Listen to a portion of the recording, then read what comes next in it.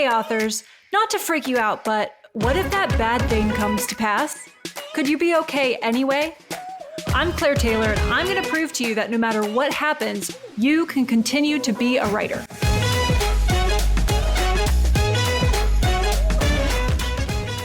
Welcome back to another episode of What If for Authors. I'm glad you're here. My name's Claire Taylor, and I'm an Enneagram certified coach for authors, as well as a humor and mystery writer.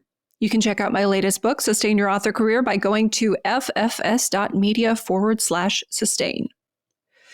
Let's head straight into today's topic because I think it's a nice and sensible one to focus our attention on for a bit.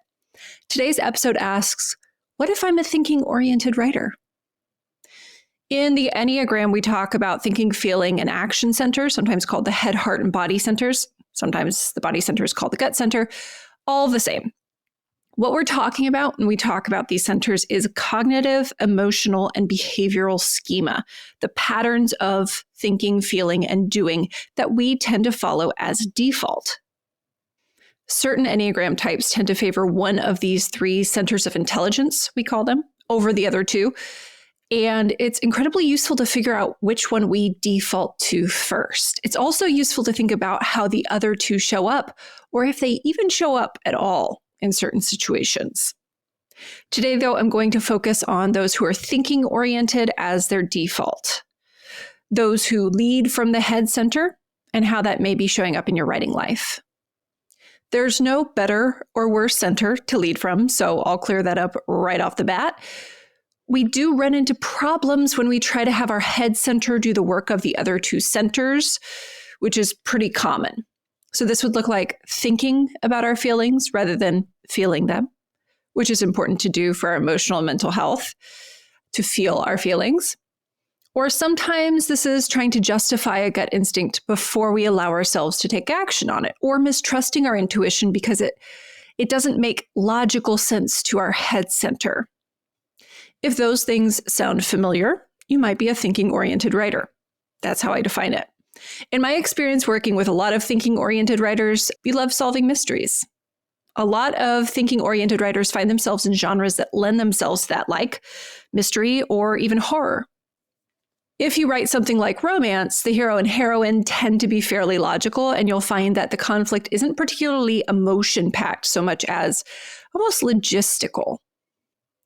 Types 5, 6, and 7 are considered the head center types. They are in the head center of intelligence, but I wouldn't say that 5, 6, and 7 always show up as thinking-oriented people. So it's important to not rule ourselves out as thinking-oriented writers just because we're not a 5, 6, or 7. And it's important to not assume that we must be one because we're one of those three types. 5s, yeah, these are thinking-oriented writers by and large. This is a very thinky type by nature. And if you're a 5, you've likely been called cerebral, thoughtful, intelligent, and intellectual for most of your life. So this doesn't come as a surprise to you, I'm sure. But here's the thing. Just because you're a thinking-oriented writer doesn't mean that you're not an intuitive writer. This is where a lot of 5s get tripped up. I see it a lot.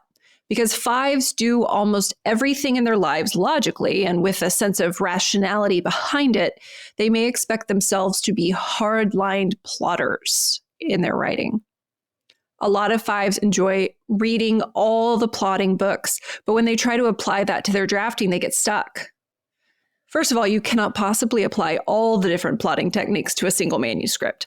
And what really draws 5s in and gets them hooked is solving puzzles, simplifying things that are complicated. That's it for 5s. 5s love that. For this reason, a lot of 5s are actually pantsers, also called discovery writers, at their core. It's like throwing all the puzzle pieces onto the table. The payoff for these 5s comes from slowly seeing them all click into place to create something coherent. A lot of 5s are built to be intuitive drafters. Now, sometimes this intuition is best enjoyed by a 5 during the plotting stage, but not always. So I just want to point that out. And if you are an intuitive drafter, I encourage it. It may feel so contrary to how most things in your life unfold, but you still have a gut intuition that needs to be exercised and expressed. And if writing is a place where that comes most easily to you, then definitely do it. If you're a 5 who's already accepted that you're an intuitive writer, the next place where you might run into trouble is revisions. This is where your thinking center is going to snap online in a big way, and you may be trying to impose literal and logical thinking to sentences that are more abstract and expressive. And that can create a little bit of a traffic jam. Those sentences might be best left untouched, but your thinking center is like, but technically that's a sentence fragment, not a complete sentence, so I should change it. Revisions can start to feel painful, if not impossible, when these two centers, your head and your gut, collide in this way. Realizing that this is the case, though, can help you practice taking a hands-off approach in your revisions. If it's not absolutely wrong, like a typo or a homophone error, maybe your default can be to leave it untouched. You can make whatever rules help you along, but noticing that your drafting may be coming from a different center of intelligence than your revision can help solve the mystery of why you feel such tension in that process. The way 6s tend to be thinking-oriented writers appears a little differently. Regardless of whether a 6 leans more toward the pantser or plotter end of the continuum, they tend to cling tightly to outlining and established plotting tools in their process. So this is less out of necessity and more out of the 6's tendency toward self-doubt. The 6 may naturally assume that anyone else understands how to write better than they do. This can lead to the 6 struggling to make decisions along the way, getting stuck at crossroads in their plot, and possibly hearing their intuition tell them which path to take, but ignoring the information because they don't trust it unless someone they perceive to be an authority validates it as well. Not all 6s run into this problem, but if you're a 6 and you find yourself wondering which of the million outlining processes to follow, you may be misjudging what the real issue is. The real issue is likely that you believe there is a right way to write the book and someone else knows how to do it. But you are the only one who stands a chance of figuring out how to write your book. And the secret about 6s is that when they let go of the fear of getting it wrong, what they're able to hear below that is an incredibly sharp gut instinct. A lot of times 6s look more like action types than thinking types because of this. So if you're a 6 and you find yourself in that pattern of doubt where you're at a plotting crossroad and you don't know which direction to go, just pick one and take it. There's no wrong here. Right is whichever path you pick, and the path you didn't pick never existed and never will, and that is as it must be. See if you can lighten your grip on how others tell you to plot and get to the root of who your characters are. They'll know the way forward, so listen to them when they tell you where to go. 7s are also head center types that don't usually look like thinking-oriented writers, and often are not.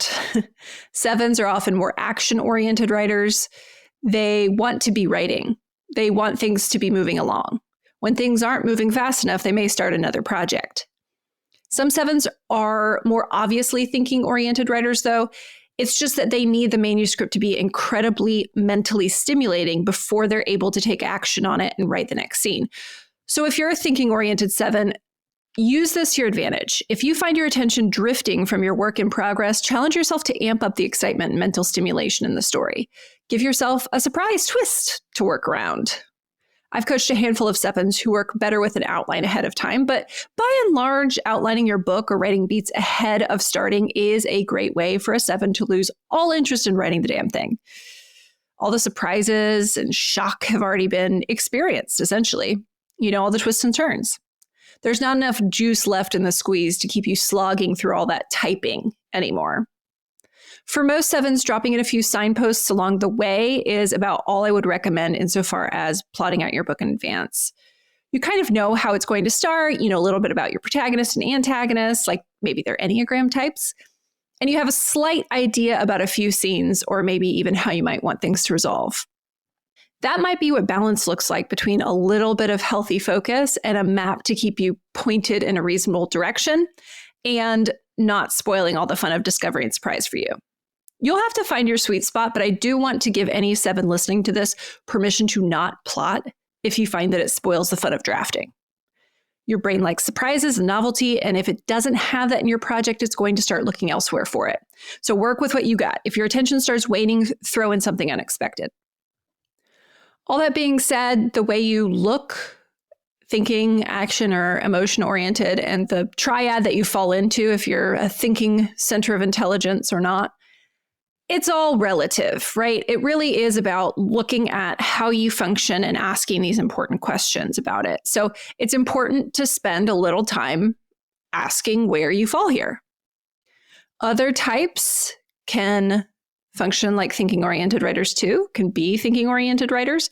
I'm sort of an even split between thinking and action. I like to write beats ahead of time, but not too extensively. And then I discover things as I draft and often let my intuition take me away from my beats.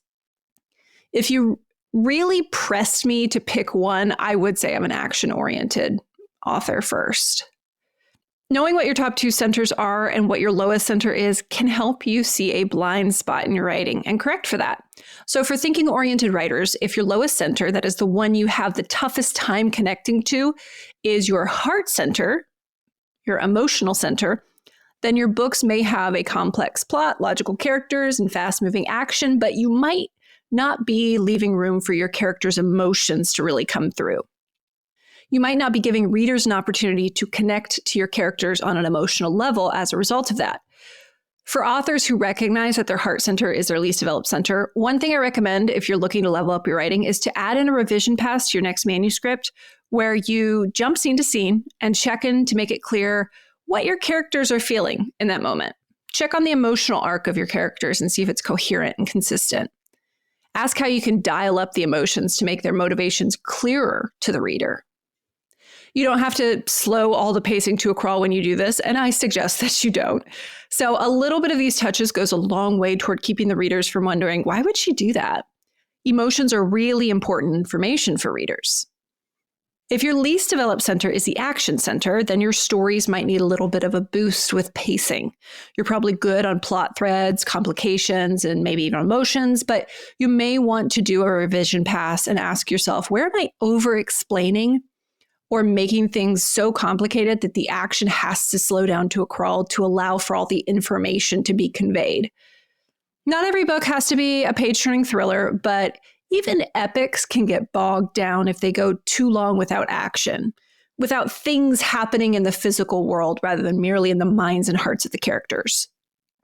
Bringing your attention to this as you revise will help you find places where you can cut a little bit of rumination within your characters and keep things moving without losing any sort of important information. Again, it doesn't have to be major revisions, but just start to notice where you're spending a lot of time in the hearts and minds through inner monologue or conversation, and consider how you can show their thoughts and feelings through action instead.